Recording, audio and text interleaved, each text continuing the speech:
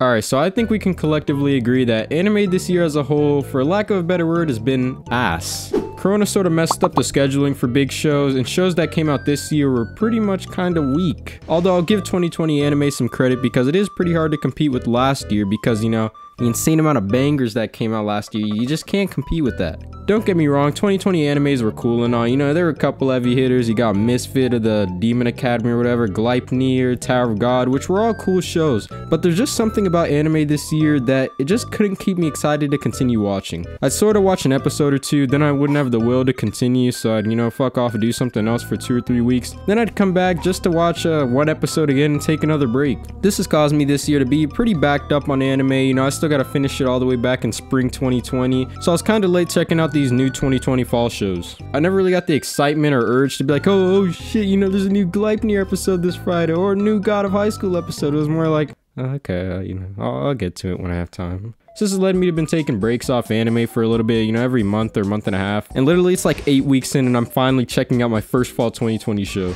I just started watching again recently for the end of fall 2020 in search of a ray of hope, you know, a glimmer of light, something to really get my balls tingling. And Jujutsu Kaisen was the first thing I planned to watch. There was a lot of hype surrounding this show beforehand, and I kept seeing this dude like everywhere, and you know, I saw it once it was trending on Twitter, so I was like, bet, you know, it's gotta be a banger. I may be jumping the gun with calling it the anime of the year with only 9 episodes out, but this has been the only show that I've been able to watch all episodes literally in one sitting. The only thing this year that's probably gonna end up competing with this is definitely the new season of Attack on Titan coming up. After that, there's literally nothing. Nothing is comparing with Jujutsu Kaisen right now. Nothing this year is rivaling Jujutsu Kaisen. What's up, guys? It's Routemeadow, and today we're going to be discussing why Jujutsu Kaisen slaps so fucking hard, man. This video will contain low to medium spoilers, so if you haven't watched it yet, you know, pause the video. Go check it out. I don't know. I'll wait for you.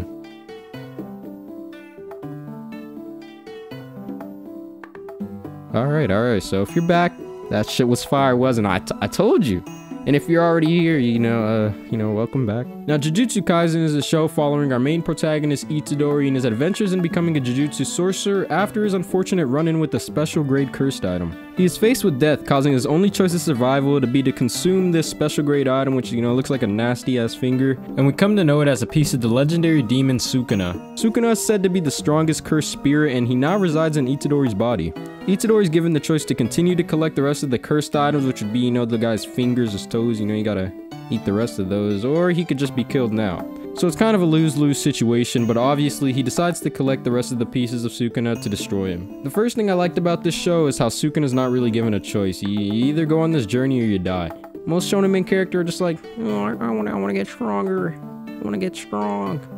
Or either they have some sort of goal they're trying to complete, but in Jujutsu Kaisen, the main character just fighting for his life, you know. You either do what they say or you're dead, so it's not really he's given a choice here. And in this case, it is an interesting option to end up fighting powerful cursed spirits in order to collect these parts. Sukuna and Itadori occasionally switch consciousness, which introduces us to him and gives us insight into the character of the badass cursed spirit Sukuna. Having a mean villain, you know, I'll destroy everything, you know, that's cool.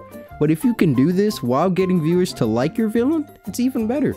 I think what does it for me is the voice actor, man. It's just, he sounds so fucking dope.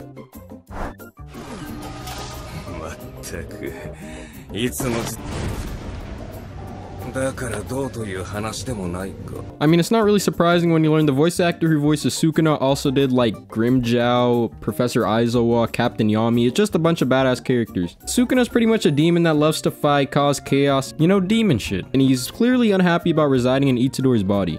This is badass character 1. Moving on. Jujutsu Kaisen uses classic tropes, but the way they do it is very nice, and even though we see it a lot, they make it in a way that's not repetitive. For example, in the scene with Itadori realizing his weakness, we see the classic trope of main character realizing I'm weak and now I want to get strong. You know, it wouldn't be a shonen without one of these scenes, but the way the show does it is very interesting.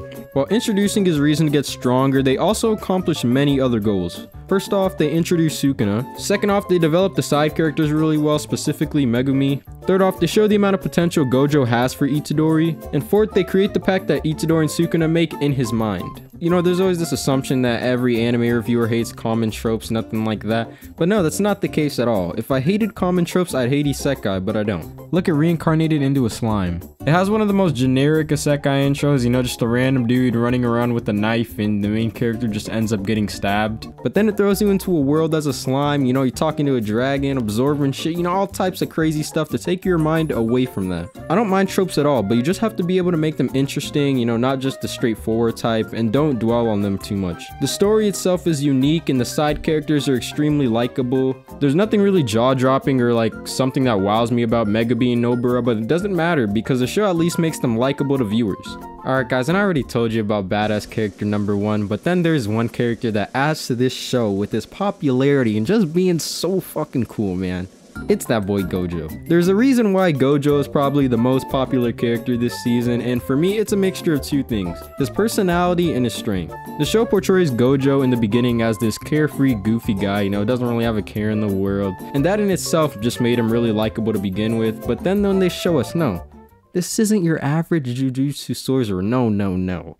He's the strongest Jujutsu sorcerer. Then it's like, whoa, mind blown, bro. Like, I was like, what? This combination of him knowing he is the strongest but staying so nonchalant and goofy is what makes him so popular and why I personally enjoy any screen time he gets. 9 episodes are out right now. So I think when I drop this video, it's probably gonna be like 10 or 11 because I'm a lazy bitch.